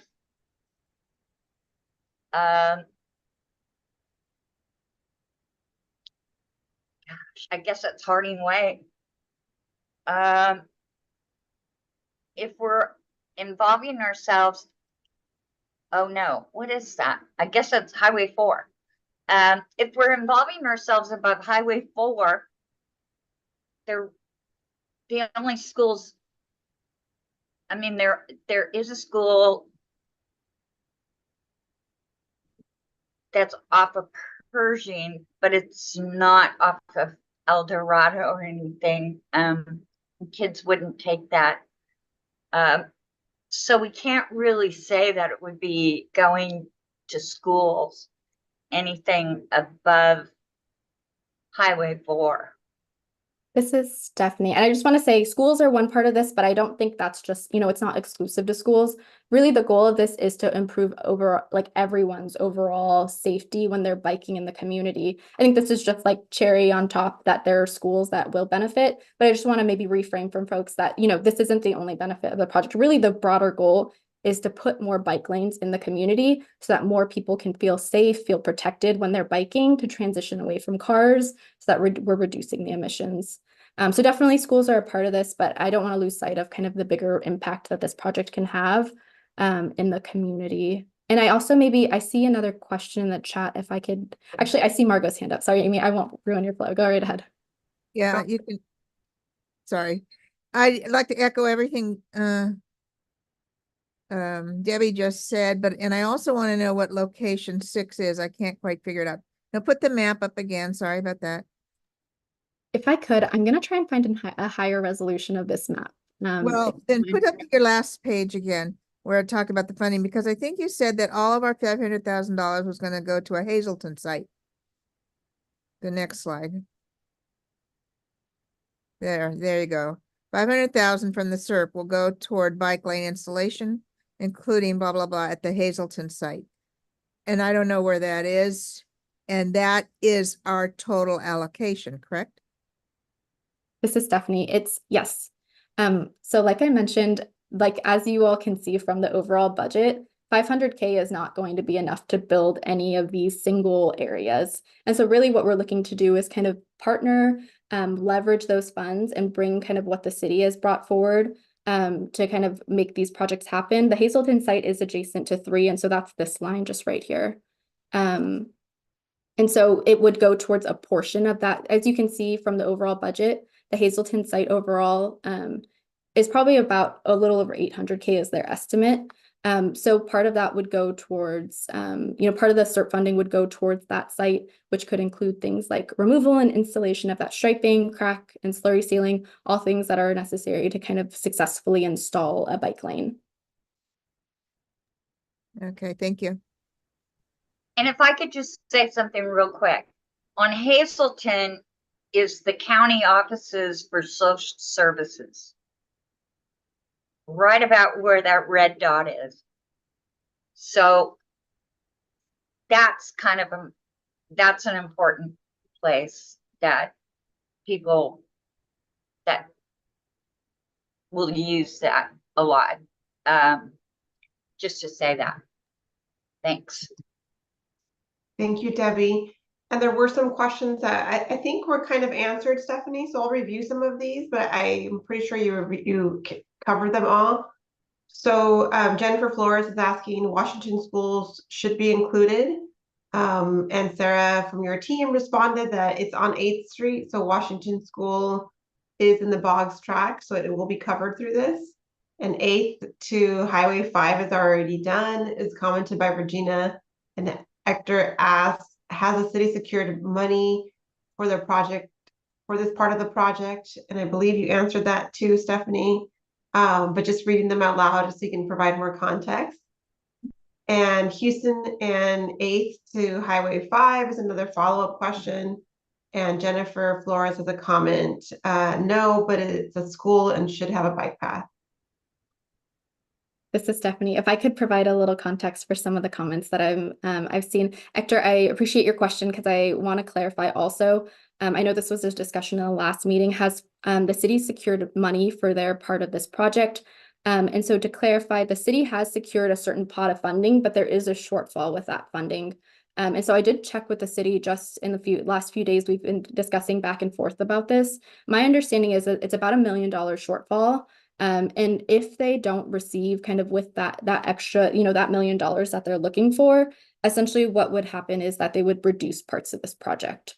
So not all of this project would be possible. And so that 500K is really kind of, allowing for this project to happen at its full capacity to bring these bike lanes to the community. I will maybe just for a little bit of context that I hope was helpful from the budget update. For this project, as you all saw in the CERP, we still have, there's a lot of progress and there still is a lot of areas in which we can still make progress forward. And so I just wanted to maybe high level talk about the process for the city in working with these bike lanes. I don't disagree. I think there's plenty of places that that bike lanes are definitely desirable in the community. And really what we're looking for this funding is to we ourselves are not going to, go out and build a bike lane. We're not bike lane experts. And so what position that we do have with this funding is, again, partnering with folks that do this work.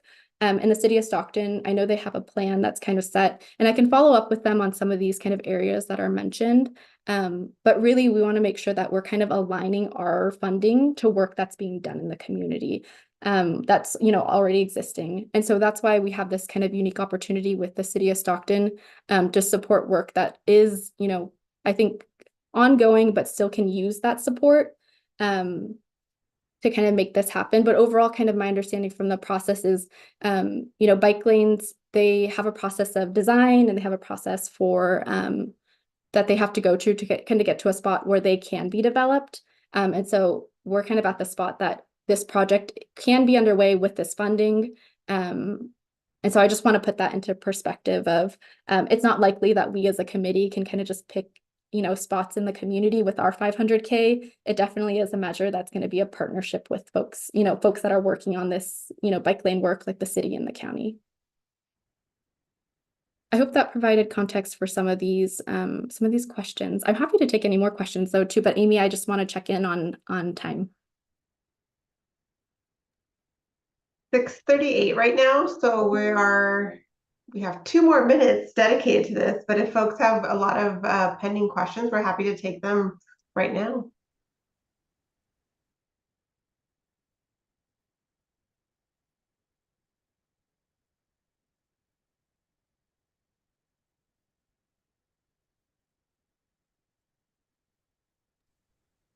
I'm not seeing any questions. Oh, Margot, go ahead. Yeah, I just want to suggest that, I think what Stephanie just said is really important because we do want the money to be put to use, and tagging on to the cities and COG's efforts, I think is a useful way to make it happen and possibly even encourage them to move forward even beyond this at some point. I'd like to see us, have we voted on this already, Stephanie, or no? No, I'd like to at least see us vote on this by next meeting if possible. And I don't know if there's any real objections to it. It would be nice to hear them sooner rather than later. Thank you. Thank you, Margot.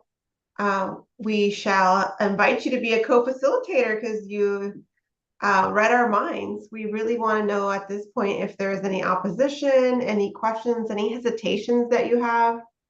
Sounds like Margot and Hector are ready to vote on this at the next meeting. But per your charter, you know, it's first important to hear any oppositions that you might have, any concerns. So I'd like to spend a couple minutes listening to those so that we can hear them and collect those concerns that you have. Hector is saying that also, where would the city cut back if they could not secure more funding? I think that considering a vote on this issue next meeting is a good idea, says Nate. Okay. Any concerns right now? This is Stephanie. I do just want to put out there, I don't know if folks, this is something that's on my mind right now that the summer is hitting. I just want folks to be aware that we typically, and this is something we've done for several years because it's so close to the July 4th holiday, is we won't be meeting in July. So our next meeting will be in August. I don't know if that changes anyone, but I don't want it to be a surprise that our next meeting is August. So I'll just put that out there. Thank you, Stephanie. This is Amy. Go ahead, Debbie. I just, my only concern is exactly what you had said, Amy, is, I don't know whose comment it was, but where would the city cut back? And, you know, if that would affect us really that much, because if it's a goal to get people to drive or stop driving and start biking to work, to school, etc., then however that be done, and that's the best thing. But it would be interesting to see where they would cut back at. Thank you. This is Stephanie. That's something that I can follow up with the city of Stockton on. But maybe I'll just share from my perspective that you know, at any case, all of the project that we were looking to fund is in the Stockton AB617 boundary. So, you know, whether it's on the Hazelton site, the El Dorado site, it would be something, you know, that's getting reduced within the AB617 boundary. But I'll follow up with the city of Stockton kind of on that. And then I think, Debbie, to your point, I assume, you know, in terms of this funding, that this, you know, the types of things that are happening in this project are the types of things that had happened in other projects too. And so, you know, whether that, you know, this opportunity, I guess, that we have is a little bit timely. It's a project that will happen, you know, soon in the community. So maybe I'll also put that in mind too. We, again, we of course want to hear what the committee is, what the committee's thoughts are and concerns. And I'm hearing that we want questions, and I'm going to follow up with the city on that one. But I do think we can come back with the city of Stockton to kind of answer those questions in the next meeting for August for sure. The El Dorado, if they're going to go north of Harding Way on El Dorado, that is not in our district. Just to say, which from that map, it shows north of El Dorado. Yes, almost totally outside. agree, Debbie. The funding, though, that is tied to this would be going towards AB617. So it couldn't, Right. yeah, we won't even go there. I won't entertain any of that. Like, it's going only towards AB617, so it wouldn't go to that site in the north. I appreciate you bringing that up so I can really clarify. Right. This is just for 617. So appreciate you bringing that up. Thanks. Great. So this is Amy. It sounds like folks would be ready to vote. There's some hesitation right now, so there folks will be ready to vote in August. So just making you all aware of the delay in implementation for that. And it sounds like we'll have some action items related to having the city, inviting the city to come to that August meeting, or at the very least providing some answers to the air district so that we can come with the answers to this meeting for the August meeting. So with that said, I think we're going to go ahead and transition to the next agenda item. I'm just going to check real quickly to see if there's anything else in the comments or any hands raised. I'm not seeing any, so I'm going to go ahead and transition us to our standing updates, and my colleague Laura will walk us through those. Thank you, Amy. This is Laura. Yeah, as Amy mentioned, we'll be transitioning to the standing update. So if there's any subcommittees and agencies present that would like to share an update, we'd love to hear it. And I'll call out who we have listed on our agenda. So CARB, is there an update from CARB? Yeah, hey everybody. This is Kyle Goff with CARB, of course. I do have a bit of an update for folks. There's the first part of this update is that we'll have an update to the update. There's a few things that I don't think I can share quite yet, and at least I didn't get confirmation that I could. So we may have more to share in an email update after this meeting. But for now, the things I can talk about for sure are we have a couple of upcoming board hearings. The next one that's coming up is going to be on June 27th and 28th. It's going to be down in Riverside, but there will be remote participation available. CARB hasn't actually posted the full agenda yet. They do usually about 10 days prior to the meeting. But I do know one thing they will for sure be discussing is a proposed zero emission forklift regulation. Given the emissions relating to warehouses and goods movement and shipping type stuff is a fairly big concern here in Stockton. I wanted to point that out. The public comment period for that regulation actually closes tonight at midnight. Oh boy, howdy, there's a ton of comments on there. But if you want to get any last minute comments in there, you definitely have a little bit of time left. Or I'll drop the link for that in just a moment. And then beyond that, our next board hearing after that's going to be in July 25th to 26th. And my coworkers will actually be presenting an update on a couple of things. We'll be talking about the annual progress update for AB617 as a whole. And then we'll also be talking about and presenting on the South Sac Florin community's SERP. It's a big step for them. They were selected for air monitoring back at the first year of the program, and it's been a long road for them, but they're transitioning to a SERP, which is pretty cool. So yeah, like I said, I'll drop some links here in the chat. There we go. Yeah, let me know if y'all have any questions or anything, of course. But yeah, that's it for me. Thank you, Kyle. This is Laura. Appreciate the update from CARB. Next, Port of Stockton. Do we have an update? Hi, everybody. Yeah, Jeff Wingfield. Yeah, I'm excited to announce that we have submitted last week our application to EPA Clean Ports, which includes a number of cargo handling equipment upgrades to zero emissions at the port. It also includes solar and battery backup that will help and support charging infrastructure to the zero emission equipment. If we're successful in our application, we will result in over 90% of the cargo handling equipment at the port being zero emission, which would be tremendous. We appreciate all of your support and the support letters that you provided in order to help us to get to that point. It also includes some equipment for SSA, which is one of our stevedoring companies that has the majority of the other zero emission or the other cargo handling equipment. It includes workforce development opportunities to support opportunities for us to educate high school students, as well as workforce development training on zero emission equipment at the port, which we're already working on anyway, but we really hope that we can get a helping hand from EPA to enhance those efforts. We are working hard on our capturing emissions from ships. I think most are aware that we got some funding from Congressman Harder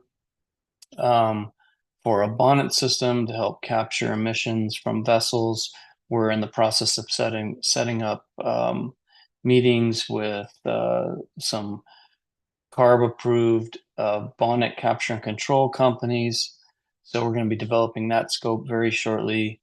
We're also, I think some of you had asked about trying to understand the trucks and how many trucks that are coming to the port as far as the new CARB regulation. So we're working on a truck study, understanding how many trucks come to the port that needs to be updated, and a number of other things, including rerouting. Some of those things have been changed based on some developments, but we're still working hard on rerouting trucks out of the Washington community. So any questions, I'm happy to take them.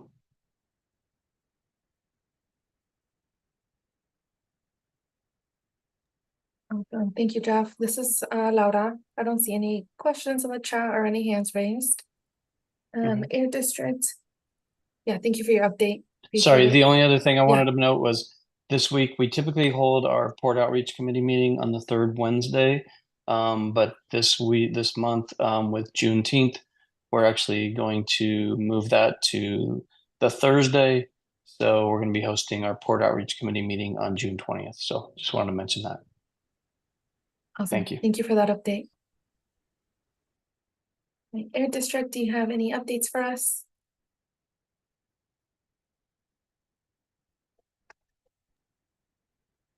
I spoke so much today, so I do think we covered a lot of our updates, but the last one, I just wondered if Cass really wanted to, we were in the community for an event, and I just wondered if Cass wanted to speak really quickly on it.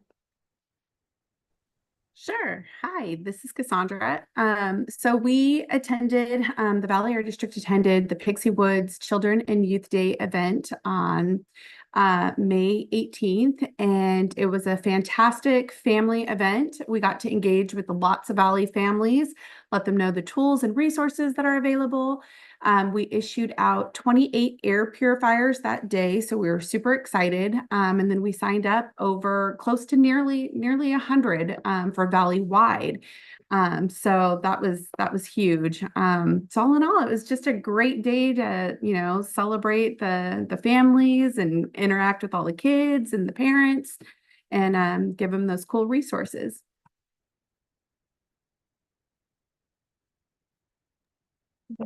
Thank you, Cass, for providing that update. Are there any other general updates that we'd like to share during this time? This is Stephanie. I said I didn't have an update, but I actually have a really quick one. Community Clean Air Day. I think everyone has received our emails, got a call from Rocio about it, but we're super excited that it's coming up now in just a few weeks, June 22nd. We're hosting a Community Clean Air Day in downtown Fresno to bring together Valley communities to talk about clean air successes, kind of how we can share resources and bring resources to kind of the communities really most in need, like Stockton. And so that's happening. I do know a lot of our members are registered, but if you aren't registered and would like to attend, we do have a shuttle coming from Stockton down to Fresno to drop you off at the event, and we'll take you back as well. It also does qualify for those that are in the resident stipend program for a stipend.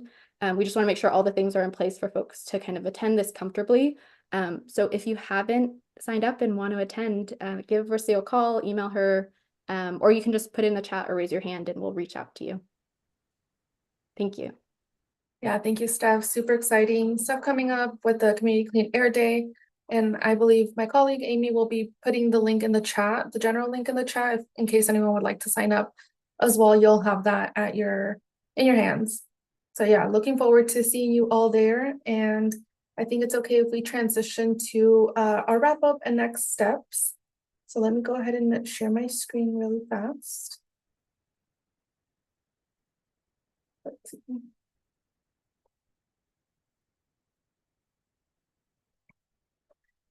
Right, so it looks like our next meeting, our next agenda setting meeting is TBD. And as Steph mentioned throughout the meeting, our next CSC meeting is going to be Wednesday, August 7th at 5 p.m. via Zoom. So we hope to see you all there. And if you would like to be a community co-host, and as Amy mentioned, Margot, if you have any ideas on how to get folks involved in the voting and all that stuff, feel free to reach out to us. We're looking forward to having a community co-host. We love it when you guys sign up, when you all sign up. So yeah, just plugging that in there. So I'll stop sharing that. And I think we can go ahead and read our action items. Amy, would you like to read them? Let's see. I can do that. So our first action item is to provide the CSC with resources on EPA's PM 2.5 standards process. I know Stephanie provided a link in the chat, but when the follow-up email goes out, we'll make sure that that goes out as well. And then to follow up with the lawnmower program for residents who filled out the registration and have not received a follow-up. In addition to that, we'll follow up with the city of Stockton on where they can cut back if they cannot secure more funding for the bike lane measure, and invite the city of Stockton to the August CSC meeting. Any action items that were missed or anything that you would like to add? Oh, thanks for sharing. Yes, it was also not just the lawnmower program, but it was the auto replacement. Oh, right. Thank you, Debbie. Sure.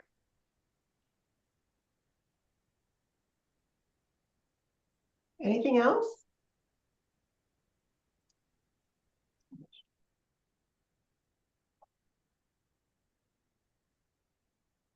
I don't see anything else in the chat or any other hands raised. So thank you for reading the action items, Amy. I think that is it. We have a few minutes for public comment, unless anyone else has any other updates you would like to share. And as we're waiting for that, I'll see if there's any comments on YouTube.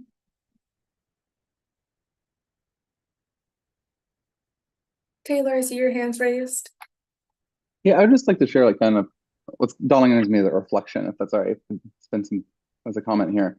That I've been in a part of this forum since like the beginning, like when this kind of came together in 2020, and early days was like vision setting and like coming up with like what programs we want to see and like what eventually like what that looks like in terms of a budget. And like now it has become like a whole other, like I don't think the Port Outreach Committee exists without this forum. I'm hearing us talk about like SJ Cog and the city and like how we're making like really strategic investments into this community. And I'm thinking a lot about like Stephanie, your comments about you're applying for federal dollars now, and like the level of like investment that is coming down from the federal government is enough. Like those are huge investments, and like I live in this community, I'm a resident of this place, I care about the air that I breathe and like that of my neighbors too, and like that is how like that level of investment is how you turn around decades long disinvestment into communities like this. So I just want to like share a moment of reflection that after like 4 years of like chomping at the bit at this thing, that like I just am appreciating like the grander vision that is emerging from this. And like if we're leveraging this level of community input and us showing up in this way for this long, and it's turning into like DOT grants and like massive like clean ports initiatives and stuff like that, like I think that is, we have outgrown just AB617 here. And so I know I've not been quite as here as frequently over this past year, but like maybe that's giving me a little bit of breathing room to see like how much has actually changed over this time. I just want to like share a moment of appreciation for like everybody here of like what a shift that is and like how important that is. So I'm thrilled to be here and be in this community of folks, and I appreciate the leadership on this call too. I think it's really turning into something even bigger. This is Laura. Thank you, Taylor, so much for that. I think that's a great way to wrap up our meeting. And I don't know, Stephanie, if there's any comments you have in response to Taylor's message, but I'll pass it to you. This is Stephanie. I don't think I could have said it any better than Taylor, so I appreciate you saying that. And I just want to echo and say that we feel the same way at the district. I think when these presentations come up, I mean regularly, but when these budget presentations come up, I feel that same way of just there's so much progress. There's so many things that are being like implemented in the community that we're also really excited about. That's thanks to AB617, but thanks to every single member in this group that's been committed. I look around the room, most of the people on this call have been like Taylor's here since the start.